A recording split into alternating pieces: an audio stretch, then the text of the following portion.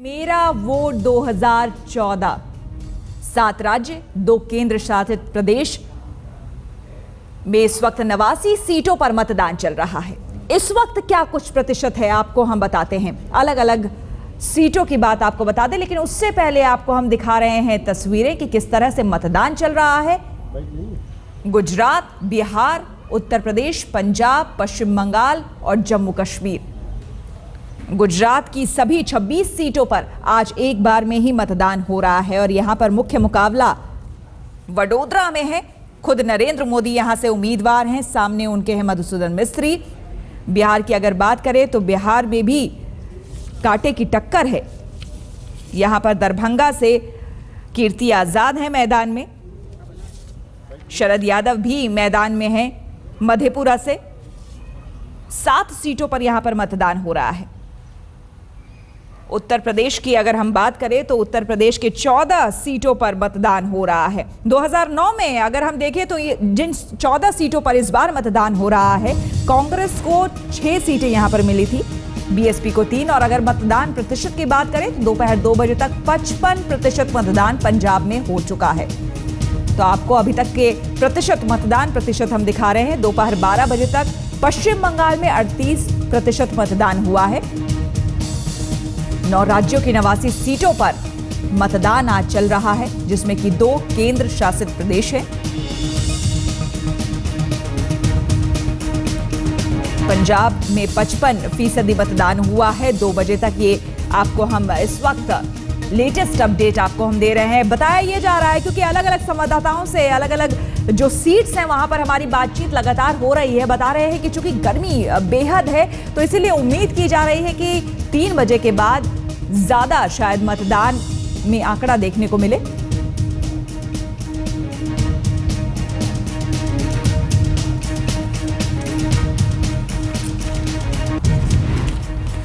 और हमारे संवाददाता हमारे साथ अलग अलग जगहों से जुड़ गए हैं। सत्येंद्र चौहान हमारे साथ जुड़ गए हैं अमृतसर से, और मनोज्ञा इस वक्त हमारे साथ जुड़ गई हैं, उनसे भी हम बात करेंगे। और श्रीरामपुर से और कुमार अभिषेक हमारे साथ जुड़ गए हैं मधेपुरा से, उनसे भी हम बात करेंगे। लेकिन सबसे पहले कुमार अभिषेक के पास ही चलते हैं। मधेपुरा के बारे में अगर हम बात करें कुमार, तो ये बताइए कि इस वक्त वहां पर आपको क्या नजर आ रहा है। सबसे पहले तो ये बताइए कि वोटिंग परसेंटेज के हिसाब से इस वक्त कितने अभी तक आपको दिख रहा है कि मतदाताओं में कितना जोश है। वहां से शरद यादव जो हैं वो मैदान में हैं। जेडीयू और बीजेपी के अलग होने के बाद मतदान वहां पर हो रहा है। किस तरह का समीकरण यहां पर देखने को मिल रहा है?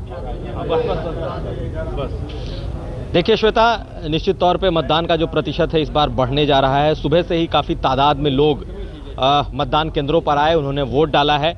उम्मीद है कि इस बार पिछली बार का जो रिकॉर्ड है उससे ज़्यादा होगा। तकरीबन 60% के आसपास ये मतदान रहेगा।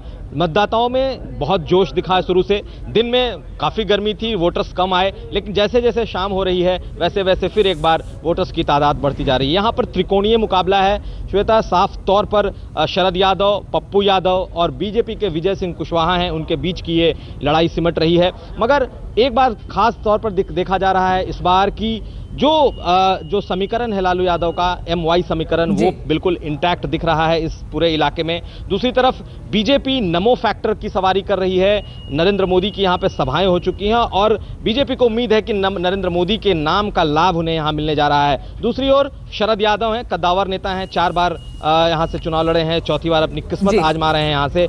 उम्मीद है, उन्हें काफ़ी उम्मीद है कि इस बार उन्हें यहाँ से सफलता मिलेगी। लेकिन बिल्कुल वोटर्स जो हैं वो त्रिकोणीय मुकाबले में ये जो इलाका है मधेपुरा फंसा हुआ है। एक बात और बता दूं कि बीजेपी ने अब तक यहाँ पर कोई चुनाव नहीं लड़ा था, पहली बार वो चुनाव लड़ रही है और उसे यहाँ पर अच्छा खासा समर्थन मिलता हुआ भी दिख रहा है। ऐसे में और देखने के नतीजों के बाद ही वहां पर देखने की बात होगी कि बीजेपी को वहां पर कितना फायदा हुआ है या जेडीयू को कितना नुकसान हुआ है। ये तो 16 तारीख को जब नतीजे आएंगे तब पता चलेगा।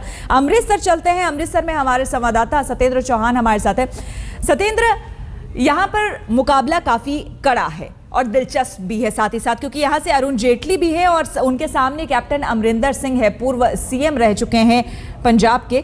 ये बताइए कि यहाँ पर अरुण जेटली के लिए भी कहा जा रहा है कि एक तरह से नाक की लड़ाई है, क्योंकि बाहरी उन्हें बताया जा रहा है यहाँ पर, और अगर वो यहाँ से जीतते हैं तो उनके लिए केंद्र में दिल्ली की जो राजनीति है वहां पर कहीं ना कहीं उनका कद भी बहुत बढ़ जाएगा। इसीलिए उनके लिए ये चुनाव जीतना अपने आप में बेहद अहम भी है। देखिए, बिल्कुल ठीक कहा आपने श्वेता कि अरुण जेटली निसंदेह बड़े कद्दावर नेता हैं, बड़ा कद है उनका और पहली बार वो चुनाव लड़ रहे हैं। लेकिन अरुण जेटली से ज्यादा यहाँ पर अकाली दल और भाजपा पूरे गठबंधन की जो है प्रतिष्ठा दांव पर लगी हुई है, क्योंकि अकाली दल के नेताओं ने बाकायदा इनके साथ एक प्रॉमिस किया था। यहाँ पर पहले नवजोत सिंह सिद्धू सांसद थे भारतीय जनता पार्टी के, उससे पहले भी कई बार वो सांसद रह चुके थे। लेकिन अकाली दल और सिद्धू की जो तूतू में थी वो पूरी दुनिया ने देखी और उसके बावजूद खुद अकाली दल ने दिल्ली में पार्टी के उच्च जो आला कमान है उनसे मुलाकात करके बाकायदा रिक्वेस्ट की कि अरुण जेटली को यहां से चुनाव लड़वाया जाए। और वादा यह किया गया था कि अगर अरुण जेटली यहां से चुनाव लड़ते हैं तो उन्हें कोई मेहनत नहीं करनी पड़ेगी, कुछ नहीं करना पड़ेगा, अकाली दल अपने आप ये सीट उन्हें जितवा देगा। लेकिन ऐसा हुआ नहीं। यहां पर जो है अरुण जेटली को भी मेहनत करनी पड़ रही है, पसीने बहाने पड़ रहे हैं। जब अरुण जेटली की टिकट यहां से अनाउंस हुई थी तब किसी को यह नहीं पता था कि अरुण जेटली के मुकाबले में कैप्टन अमरिंदर सिंह भी आ सकते हैं। कैप्टन अमरिंदर सिंह भी कांग्रेस ने एक तुरप के पत्ते के तौर पर उनको यहां से उतारा, क्योंकि वो भी एक जो है कद्दावर नेता है, पंजाब की राजनीति में बहुत अच्छी उनकी पकड़ है, मुख्यमंत्री भी रहे हैं। तो जाहिर सी बात है कहीं ना कहीं जो है राजनीतिक पारा यहां पर बिल्कुल हाई है। अगर मौसम की भी बात करें तो मैं आपको बता दूं श्वेता, कड़ी धूप है, 41 डिग्री से ज्यादा तापमान यहां पर पहुंच चुका है और इसके बावजूद यहां पर वोटर जो है लगातार यहां पर आ रहे हैं, मतदाता आ रहे हैं। 55% से ज्यादा मतदान हो चुका है। तो कहीं ना कहीं इसे एक अच्छा और पॉजिटिव रिस्पांस कम से कम मतदाताओं की तरफ से समझ सकते हैं श्वेता। बिल्कुल, और राजनीतिक पारा और तापमान का पारा मनोगिया से जानते हैं श्रीरामपुर में कैसा है। मनोगिया, जानना चाहेंगे कि वहां पर क्या मतदान करने के लिए लोगों में उतना ही उत्साह देखने को मिल रहा है, और साथ ही साथ ये भी बताइए वहां से पहली बार बप्पी लाहिरी इस बार बीजेपी के टिकट पर उतरे हैं, उनको लेकर लोगों में किस तरह का जोश, क्योंकि उनके सामने तृणमूल कांग्रेस के कल्याण बैनर्जी भी हैं। तो समीकरण किस तरह का वहां भी, क्या त्रिकोणीय समीकरण, क्योंकि कांग्रेस के अब्दुल मनन भी वहां पर हैं चुनाव मैदान में?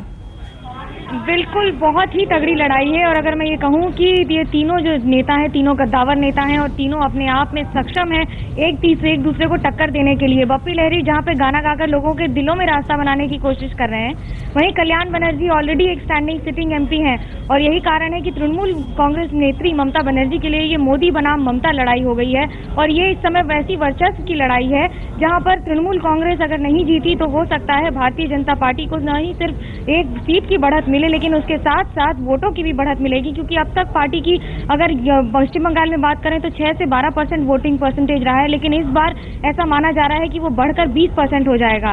लेकिन 20% मोदी की हवा की वजह से होगा, मोदी की बयार की वजह से होगा। हालांकि इसका कोई पुष्टिकरण नहीं आ रहा है कि उसके साथ साथ उनकी सीटें बढ़ेंगी कि नहीं, क्योंकि अभी तक हमने जितने भी सर्वे देखे हैं उसमें उनके पास बढ़त तो है लेकिन सीटें नहीं है।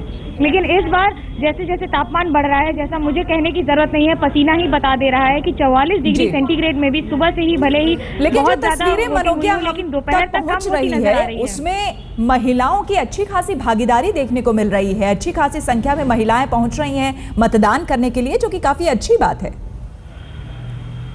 बिल्कुल श्वेता, अगर मैं ये कहूँ कि बंग देशे तो सुंदरी ऐसा कहा जाता है कि बंगाल में महिलाओं का या देवियों का राज रहा है। और अगर ऐसे में अगर महिलाएं वोट नहीं देंगी तो ये गलत बात होगी, क्योंकि पश्चिम बंगाल में महिलाओं का ही वर्चस्व रहा है। अगर मुख्यमंत्री महिला हैं तो महिलाओं की संख्या बढ़ती हुई लिहाजा नजर आएगी ही, और वही हो रहा है। जितनी संख्या महिलाओं की है इस बार, खासतौर से गृहिणी महिलाओं की, घरेलू महिलाओं की, और उसके साथ साथ जो यंग जनरेशन है वो हमने बहुत देखा है इस बार जो आ रहे हैं वोट करने के लिए। एक जॉब एम्प्लॉयमेंट की एक समस्या जरूर रही है, लेकिन रूरल बंगाल में शारदा स्कैम बहुत बड़ा इशू रहा है, बहुत बड़ा मुद्दा रहा है। हालांकि देखने वाली बात होगी कि उसका कितना असर वोटिंग पर पड़ेगा। बिल्कुल, तो कहीं ना कहीं बीजेपी की तरफ से यहाँ पर जमीन तलाशने की कोशिश है, क्योंकि जिन 9 सीट्स पर पश्चिम बंगाल में आज मतदान हो रहे हैं वहां पर पिछली बार यानी कि 2009 में 5 सीटें तृणमूल कांग्रेस के पास थी और 4 सीटें सीपीएम के पास थी। आप तीनों का बहुत बहुत शुक्रिया हमें तमाम जानकारी देने के लिए।